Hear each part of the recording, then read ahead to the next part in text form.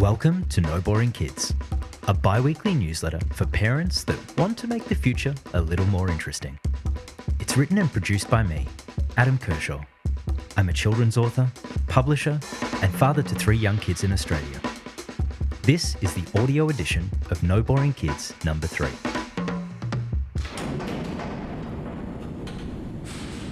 Pokémon trainer or cocaine smuggler? It's a fine line.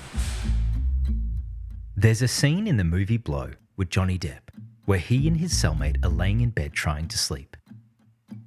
After finding out that Depp, playing real-life drug smuggler George Young, has been incarcerated for smuggling marijuana, his cellmate Diego climbs off his bunk and looks him square in the eye. "What do you know about cocaine?" he asks George ominously. Everything shifts gears from that point on. George partners with Diego to become one of the most prolific cocaine smugglers in US history.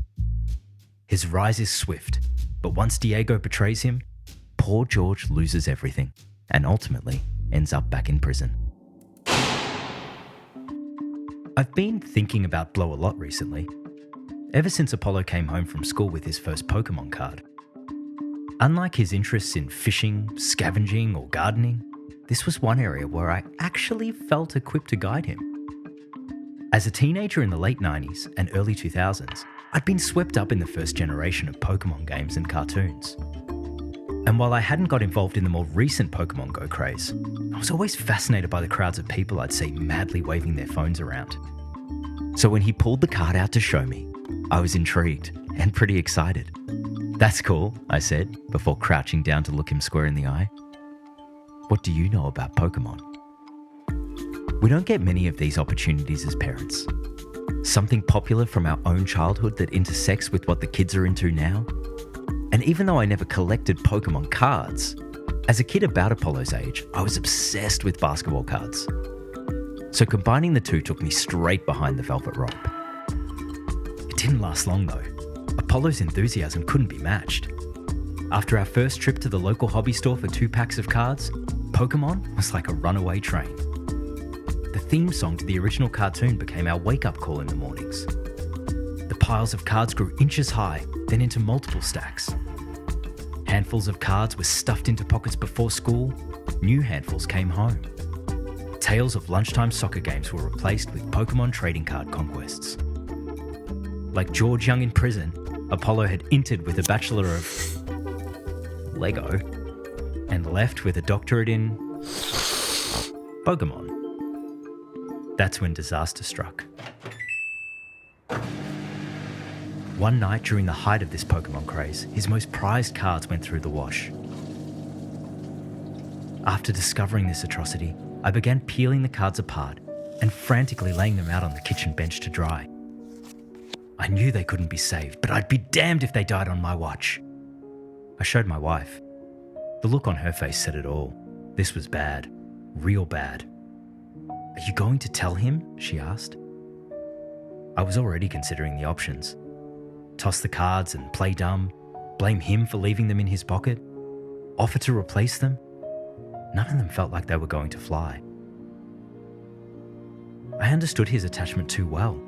I remember treating every one of my basketball cards like prized possessions. They were also social currency on the schoolyard. Pokémon was bigger than basketball though. This was a universe, and these cards were its center. For poor Apollo, this was a betrayal of the highest order. I was Diego. It was a bad situation. When he came downstairs the next morning, I brought him to the kitchen and showed him the cards. As he surveyed the devastation, I explained what had happened. I told him that I hadn't checked his pockets before washing his shorts, that the cards had been soaked, and I took them out to dry. "It was an accident," I said. I let that hang in the air. It took so much not to follow it with, "I'm sorry." When his face dropped, it was even harder. "Hate me," I thought. "I did it."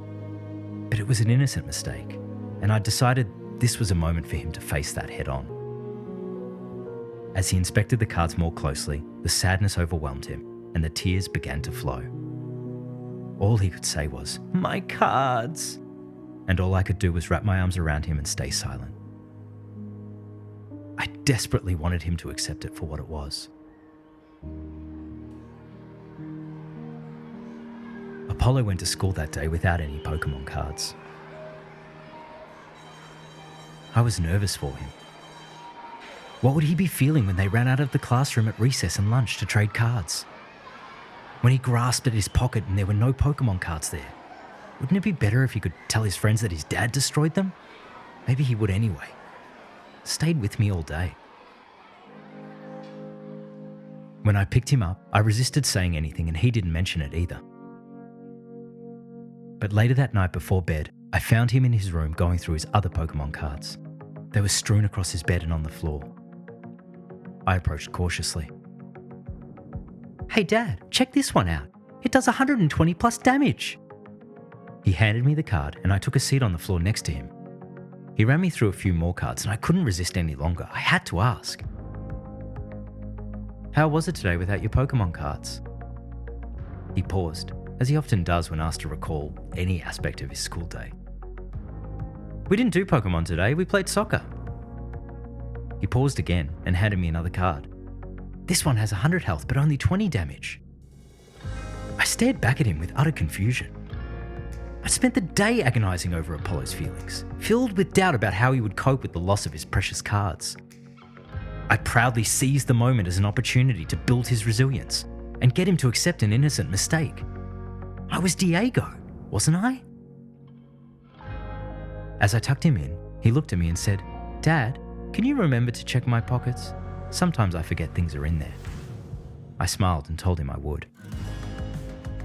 I hadn't betrayed Apollo, at least not in his eyes. But it was clear now that I doubted him.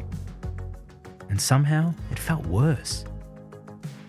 He had taken the loss in his stride, accepted the mistake for what it was, and was ready to get back to business. Me, on the other hand, well, I think I could learn a thing or two from him about that. He's going to make a great cocaine smuggler. Pokémon trainer. Thank you for listening, and I hope you enjoyed the audio edition. I'd love to hear your thoughts about this newsletter at noboringkids@gmail.com. And please subscribe if you haven't already to receive the next edition straight to your inbox or podcast feed.